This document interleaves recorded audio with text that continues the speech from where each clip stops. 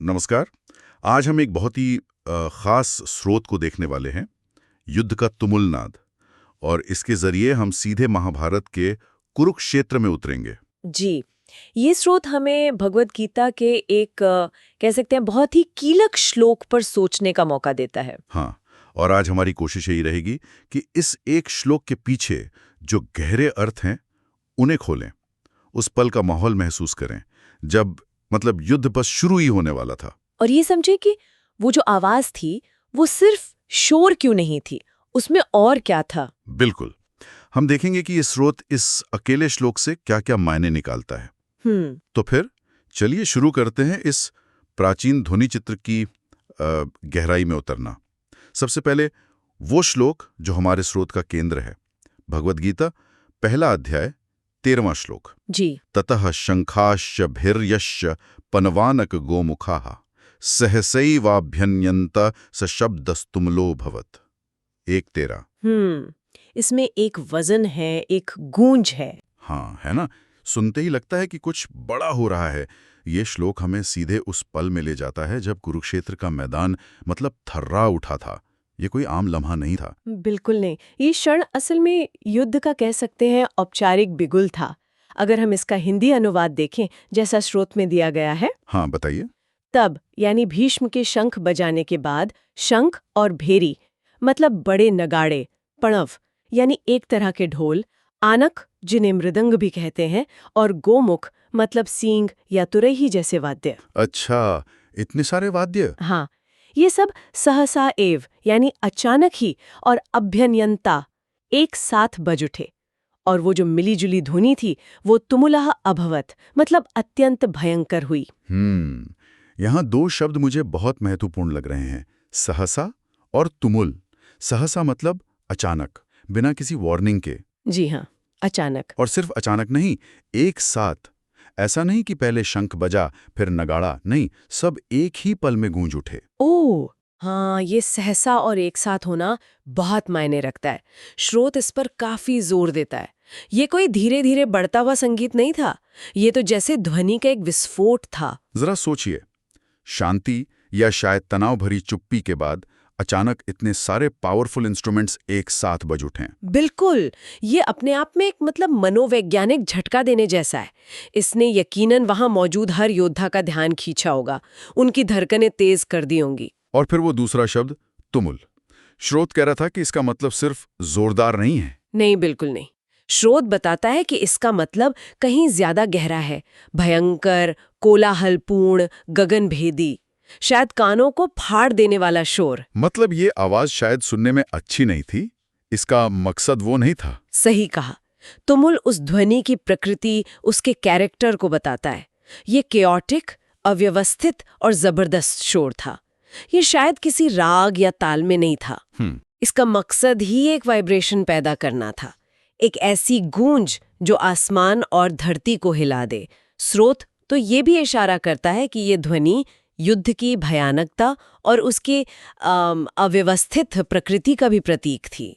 हाँ, ये कोई सुरुचिपूर्ण कार्यक्रम तो नहीं था। नहीं, ये जीवन मृत्यु के संघर्ष की शुरुआत थी। और जरा उन वाद्यों के बारे में सोचिए जिनका जिक्र है, शंख, भेरी, पणव, आनक, गोमुख।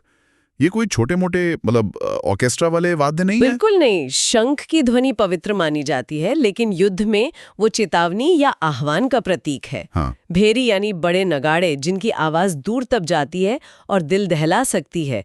ढोल और मृदंग ताल और ऊर्जा भरते हैं। और गोमुख वो तुरही या सींग जैसे वाद्य जिनकी तीखी आवाज जोश भरती है। तो इन सब का एक साथ बजना, बाप रे। हाँ, ये एक ऐसा साउंडस्केप, एक ऐसा ध्वनि प्रवाह बनाता है जो शायद आज हम कल्पना भी नहीं कर सकते।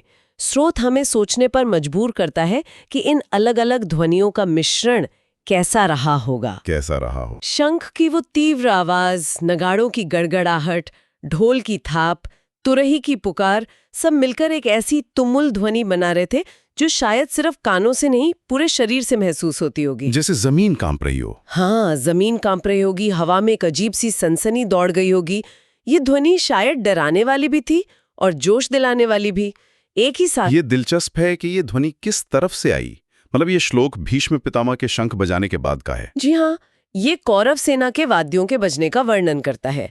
भीष्म ने अपना शंख बजाया और उसके जवाब में जैसे पूरी कौरव सेना गरज उठी। अच्छा, तो ये कौरवों का शक्ति प्रदर्शन था। हाँ, उनकी तरफ से युद्ध की औपचारिक शुरुआत का ऐलान। ये उनकी संख्या, उनके साधन और शायद उनके आत्मविश्वास या कहें कि दुराग्रह का भी प्रदर्शन था। स्रोत ये भी बताता है कि ये ध्वनि सिर्फ पांडवों के सुनाने के लिए नहीं थी, तो बल्कि अपनी ही सेना में जोश भरने, उन्हें एकजुट करने और युद्ध के लिए मानसिक रूप से तैयार करने का भी एक तरीका थी। अच्छा, यहीं पर ये विश्लेषण और गहरा हो जाता है ना?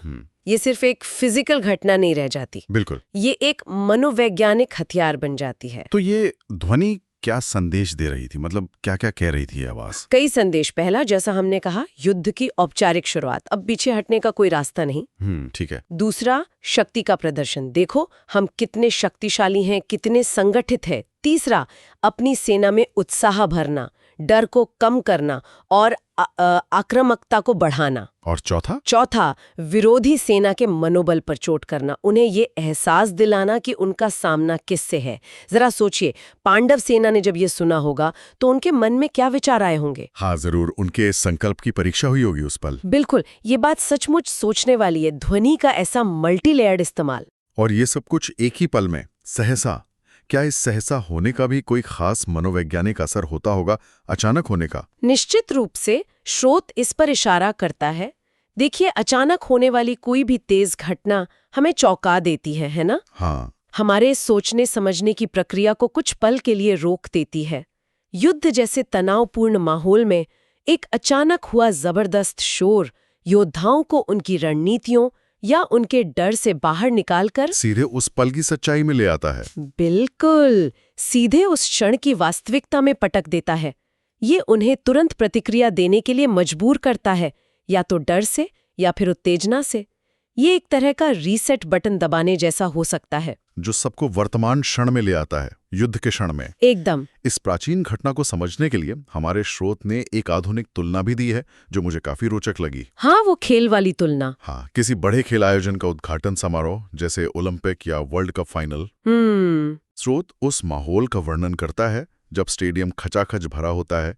खेल शुरू होने से ठीक पहले अचानक म्यूजिक तेज हो जाता है, दर्शक एक साथ चिल्लाने लगते हैं, सीटियां बजती हैं, तालियां गूंजती हैं। हाँ, हवा में एक बिजली सी दौड़ जाती है, एक सामूहिक ऊर्जा का अनुभव होता है। वो तुलना यहाँ कैसे फिट होती है? देखिए, ये तुलना बहुत सटीक है, लेकिन स्रोत इसके अंतर को भी समझने की बात करता है। समानता ये है कि दोनों ही स्थितियों में कुरुक्षेत्र और स्टेडियम सामूहिक ध्वनि का इस्तेमाल हो रहा है। किस लिए? एक महत्वपूर्ण क्षण को मार्क करने के लिए, लोगों में एकता की भावना जगाने और ऊर्जा भरने के लिए। जब हजारों लोग एक साथ शोर करते हैं या एक ही धुन पर झूमते हैं, तो एक जुड़ाव महसूस होता है ना? हाँ, होता है। ये आने वाले मुख्य आयोजन के लिए सबको मानसिक और भावनात्मक रूप से तैयार करता है। लेकिन अंतर क्या है? स्टेडियम में जो होता है और कुरुक्षेत्र में जो हुआ, अंतर बहुत बड़ा है। स्टेडियम में ये ऊर्जा ज्यादातर पॉजिटिव होती है, उत्साह, उम्मीद, अपनी टीम के लिए समर्थन। ये एक उत्सव का माहौल होता है, भले ही थोड़ी टेंशन हो। सही। जबकि कुरुक्षेत्र में वो तुमुल ध्वनि उत्सव की नहीं, वो तो विनाश की प्रस्तावना थी। स्रोत हमें याद दिलाता है कि वहां दांव पर खेल की जीत हार नहीं थी, वहां जीवन और मृत्यु थे, धर्म और अधर्म थे। बिल्कुल। वहां की ध्वनि में उत्साह के साथ साथ शायद भय भी था, दृढ़ संकल्प के साथ अनिश्चितता भी, और आक्रामकता के साथ अपने ही लोगों से लड़ने की पीड़ा भी घुली हुई होगी। हाँ, ये बहुत अलग है। स्टेडियम का शोर फिर भी थोड़ा कंट्रोल्ड होता है, उसका उद्देश्य मनोरंजन और उत्साह बढ़ाना होता है। कुरुक्षेत्र का शोर अनियंत्रित, भयंकर था, उसका उद्देश्य युद्ध का आह्वान था। तो ये तुलना हमें उस प्राचीन ध्वनि की गंभीरता को, उसके वजन को और बेहतर समझने में मदद करती है। बिल्कुल। स्टेडियम का शोर हमें एक रोमांच देता है जो शायद थोड़ी देर रहता है। कुरुक्षेत्र का शोर इतिहास को बदलने वाले महायुद्ध की शुरुआत का सिग्नल था। हाँ। और एक और पहलू है, स्टेडियम में ध्वनि अक्सर आयोजित होती है, मतलब प्री प्लान्ड संगीत, घोषणाएं, जबकि कुरुक्षेत्र में उस क्षण का तुमुल शब्द बताता है कि वो शायद पूरी तरह आयोजित नहीं था, वो शायद एक सामूहिक भावनात्मक विस्फोट जैसा था। जैसे हर कोई अपनी पूरी ताकत से बजा रहा हो। हाँ, हर कोई अपने अपने वाद्य को पूरी शक्ति से बजा रहा था, जिससे एक अव्यवस्थित लेकिन अत्यंत शक्तिशाली प्रभाव पैदा हुआ। तो अगर हम इन सब बातों को समेटें तो ये एक श्लोक हमें क्या सिखाता है? इसका निचोड़ क्या है? मेरे ख्याल से स्रोत हमें ये बता रहा है कि ये श्लोक सिर्फ एक घटना का ब्यौरा नहीं है, ये मानव स्वभाव और सामूहिक मनोविज्ञान की एक गहरी समझ को दिखाता है। कैसे? से ध्वनि को, खास तौर पर सामूहिक और शक्तिशाली ध्वनि को, सिर्फ बातचीत के लिए नहीं बल्कि भावनाओं को जगाने, व्यवहार को प्रभावित करने और महत्वपूर्ण सामाजिक या ऐतिहासिक क्षणों को चिन्हित करने के लिए एक ताकतवर टूल की तरह इस्तेमाल किया गया है। और ये सिर्फ युद्ध तक ही सीमित नहीं है, जैसा आपने कहा। सोचिए, मंदिरों में बजने वाली घंटियों और शंखों की ध्वनि, जी, राष्ट्रीय गान के समय जब सब साथ गाते हैं, विरोध प्रदर्शनों में लगने वाले नारे या किसी बड़ी सफलता पर होने वाला जश्न का शोर। बिल्कुल, इन सब में कहीं ना कहीं सामूहिक ध्वनि की वही शक्ति काम कर रही होती है। ये श्लोक हमें याद दिलाता है कि ध्वनि सिर्फ फिजिकल वेव्स नहीं है, ये सांस्कृतिक और मनोवैज्ञानिक अर्थों से लदी होती हैं।